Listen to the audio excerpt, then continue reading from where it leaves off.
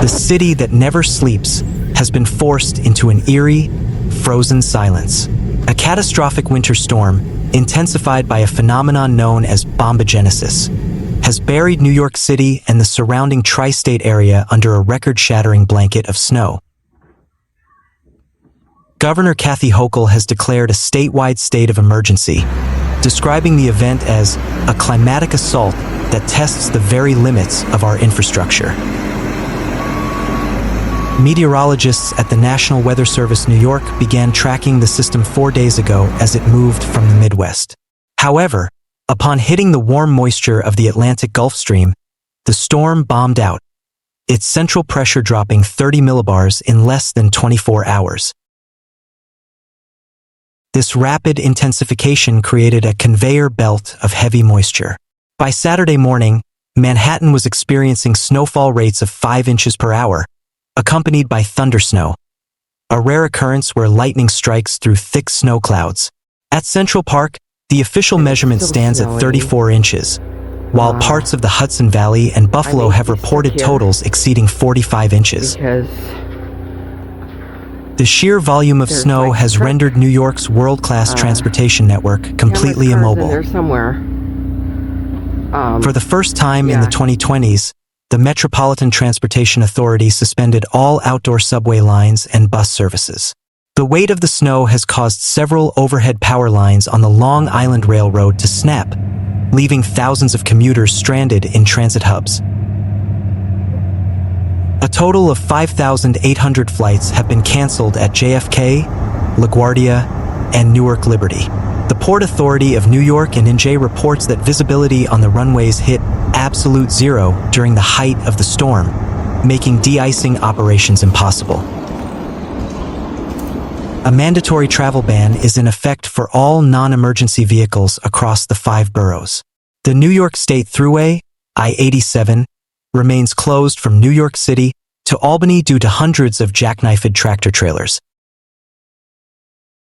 As of 9 p.m. Saturday, Con Edison reports that over 280,000 customers are without power. The primary culprit is ice loading, combined with 65 miles per hour wind gusts, which have toppled century-old trees onto power grids in Westchester and Queens. The lack of electricity has triggered a secondary crisis: the loss of heat. With temperatures plummeting to a wind chill of -25 degrees Fahrenheit, -31 degrees Celsius, the city has opened 200 emergency warming centers. Mayor Eric Adams has activated Code Blue, a protocol where social workers and NYPD officers move the homeless population into shelters to prevent fatalities from hypothermia. Economists estimate that every day New York City remains shut down, it loses approximately $1.5 billion in economic activity. Wall Street remains physically closed, though digital trading continues. Meanwhile, the city's supply chain is under immense pressure. Grocery store shelves in Brooklyn and Manhattan are reportedly empty as delivery trucks remain trapped on the New Jersey Turnpike. This is more than a storm. It is a logistical nightmare, says Dr. Elena Rodriguez, a city planner. Our snow removal budget for the entire year of 2026 has likely been exhausted in just 48 hours. The New York City Fire Department has issued an urgent plea for residents to clear snow away from fire hydrants. Furthermore, the Department of Health is warning of the silent killer, carbon monoxide. Snowdrifts blocking basement vents have already led to dozens of hospitalizations. Do not attempt to shovel heavy, wet snow if you have a history of heart disease. The cold air constricts arteries, and the heavy lifting has already caused a spike in cardiac arrests this weekend.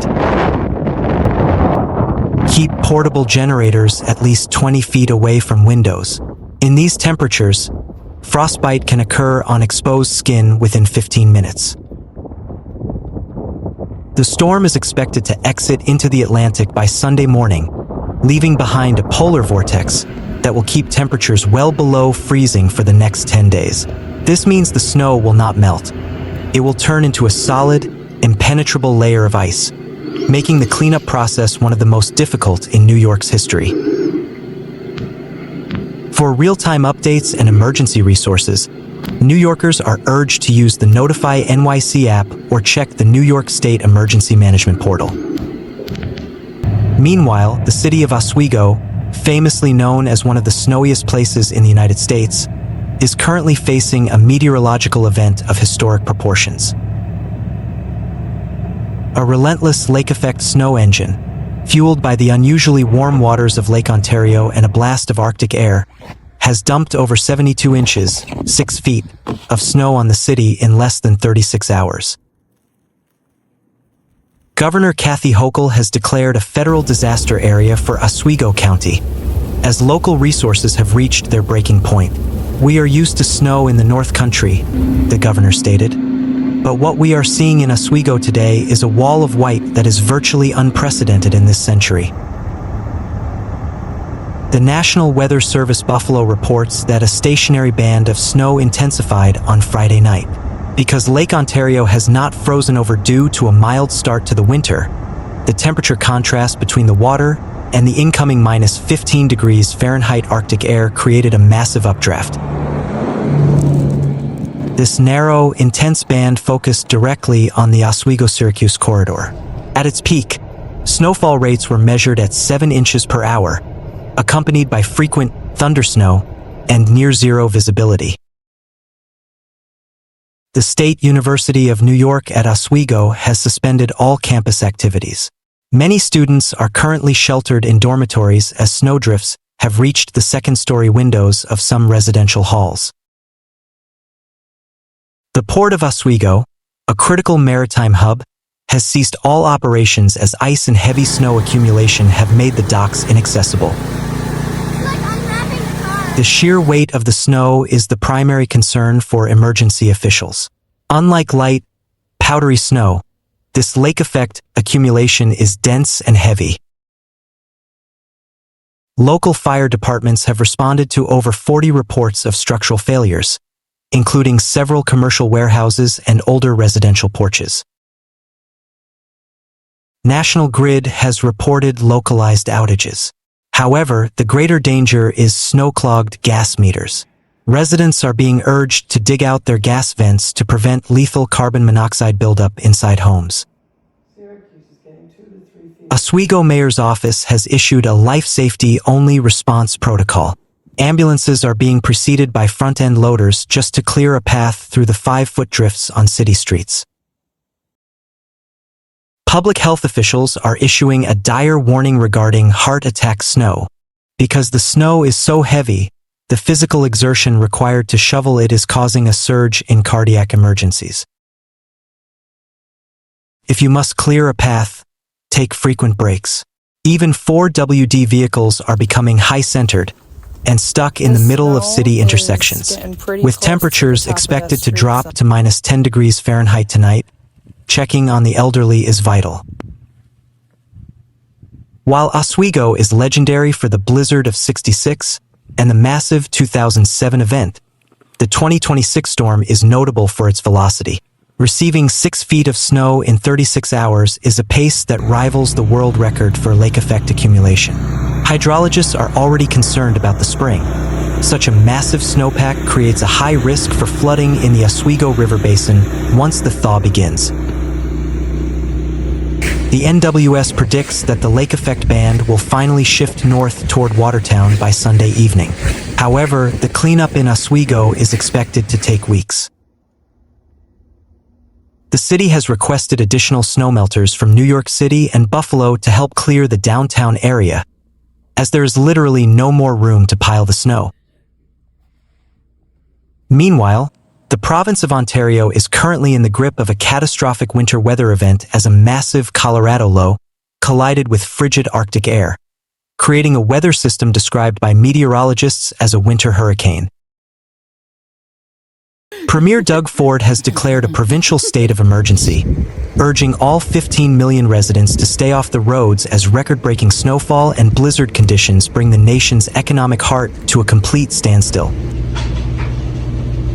Environment and Climate Change Canada has issued rare blizzard warnings for the entire Golden Horseshoe, including Toronto, Hamilton, and extending east to Kingston and Ottawa. The storm is producing snowfall rates of 8 to 10 centimeters per hour, driven by sustained winds of 90 kilometers per hour coming off Lake Ontario.